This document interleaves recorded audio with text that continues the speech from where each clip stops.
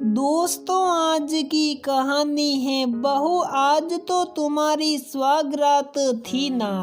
दोस्तों, कहानी शुरू करने से पहले अगर आपने हमारे चैनल को सब्सक्राइब नहीं किया है तो सब्सक्राइब कर लीजिए ताकि आपके पास पहुंचे हर नया वीडियो।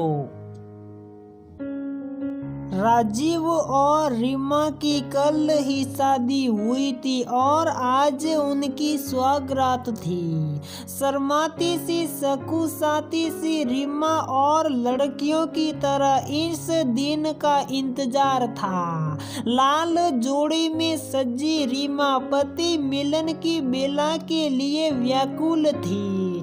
कई सवाल और शर्म से रीमा अपने पति के कमरे में गई। जैसे ही नंद ने राजीव के कमरे का दरवाजा खोला तो सामने राजीव की एक बड़ी सी सेना की वर्दी में बहुत खूबसूरत तस्वीर थी। लाज और प्रेम से उस तस्वीर को निहार रही थी। तभी पीछे से जेठानी ने छेड़ते हुए कहा, आज तो देवर जी को अच्छे से जी भर के देख लेना, शर्माना बिल्कुल मत। और हाँ, ये मौका हाथ से मत जाने देना। भाभी और नंद को इस तरह से छेड़ते हुए घबराई से रीमा कमरे में स्वाग सेज पर बैठ गई और राजीव का इंतजार करने लगी। 10 मिनट बाद राजीव जब कमरे में आया तो रीमा राजीव के आगोश में समा गई। अगले दिन राजीव की माँ राजीव से बोली, 1 महीने की ड्यूटी से छुट्टी लेकर आई हो, ये मौका बार बार नहीं आता है। परसों बहू की पग फेरे की रस्म है। पग फेरे की रस्म के बाद बहू को लेकर कहीं घूम आओ। तुम लोग बैग पैक कर लो, अभी से कहीं कुछ सामान न छूट जाए। आज रीमा के पग फेरे की रस्म थी। रीमा के भाई उसे लेने आए थे। रीमा का मन मायके जाने का बिल्कुल नहीं था।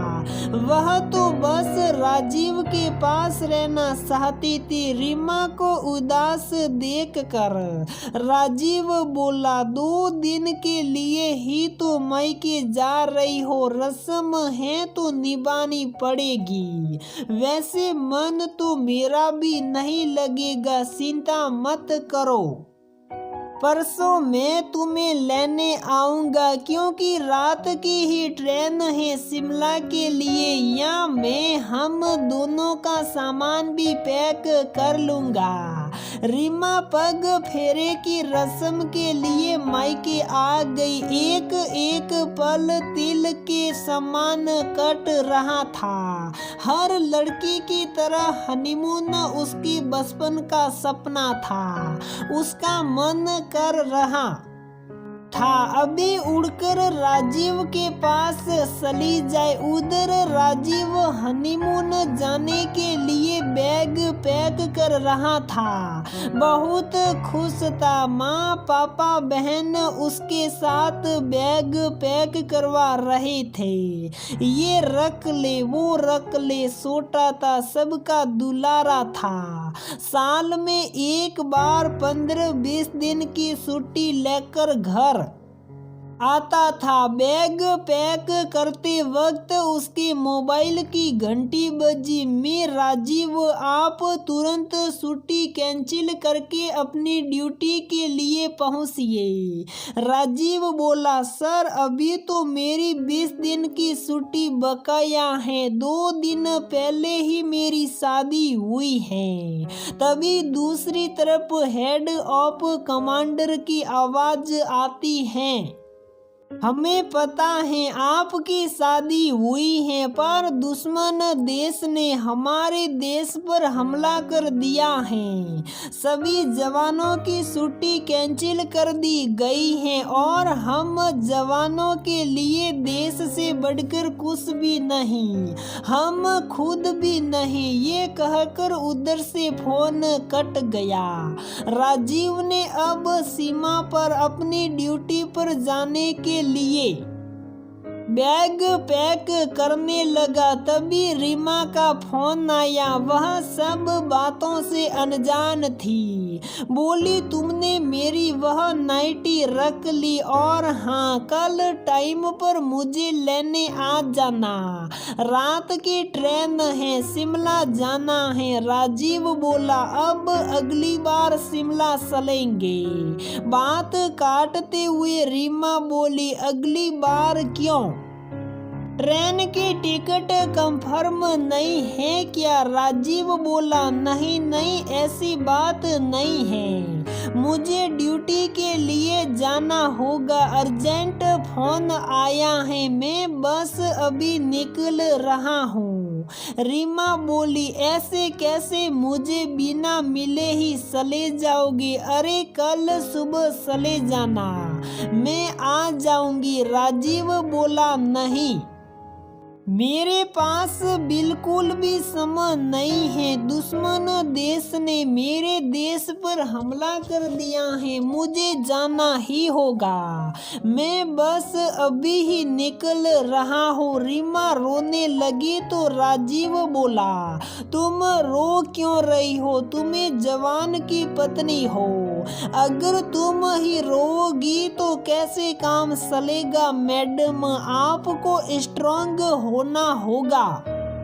एक काम करो, तुम कुछ दिन के लिए मायके ही रुक जाओ। मैं लड़ाई खत्म होते ही वापस आ जाऊंगा। तुम चिंता मत करो, कुछ दिन का समय है, ऐसे ही निकल जाएगा। सुटकी की शादी तक आ जाऊंगा। ये कहकर राजीव ड्यूटी के लिए रवाना हो गया। लड़ाई कई दिन तक चली। इधर रीमा भी 10 दिन के बाद अपने ससुराल वापस आ गई। रीमा की राजीव से 2-3 दिन छोड़कर बात होती थी। शायद बॉर्डर में नेटवर्क नहीं मिलता था। आज राजीव का फोन आया था, लड़ाई खत्म हो गई है, दुश्मनों को मार गिराया है और सुबह परसों वहाँ वह घर आ रहा है। माँ बहुत खुश थी। उसने अपने बेटे के पसंद का खाना बनाया। पिता ने भी अपने आस पड़ोस में खबर कर दी। आज उनका बेटा दुश्मनों के दांत खट्टे करके आ रहा है। बहन भी बहुत खुश थी कि उसका भाई उसकी शादी शामिल होगा। रीमा ने शादी वाले दिन सुबह जो लाल रंग की साड़ी पहनी थी, वही साड़ी आज पहनी थी। बिल्कुल नई नवेली दुल्हन की तरह सजी थी। तभी राजीव की बाट जोहने लगे। रीमा की नंद बार बार भाई को फोन लगाती तो पर उस तरफ बंद बता रहा था। काफी देर हो गई थी पर राजीव की कोई खोज खबर नहीं थी। तभी पड़ोस का रघु भागता हुआ आया और घबरा कर बोला, चचा टीवी खोलो, राजीव भैया शहीद हो गए। सभी के सभी सन्न रह गए। किसी के भी आंसू नहीं रुक रहे थे, पर सभी को अपने सपूत पर नाज था जो देश के खातिर मर मिटा था। रीमा के कानों में राजीव के शब्द गूंज रहे थे, तुम्हें जवान की पत्नी हो, अगर तुम रोगी तो कैसे काम चलेगा? और फिर रीमा ने आंसू पोंछ लिए। धन्य है ये वीर जवान और उससे भी ज्यादा धन्य है इनके परिजन। जय हिंद। तो दोस्तों हमारी ये कहानी यहीं पर समाप्त होती है। अगर आपको हमारी ये कहानी पसंद आती है तो प्लीज वीडियो को लाइक करें, शेयर करें और हमारे चैनल को सब्सक्राइब जरूर करें।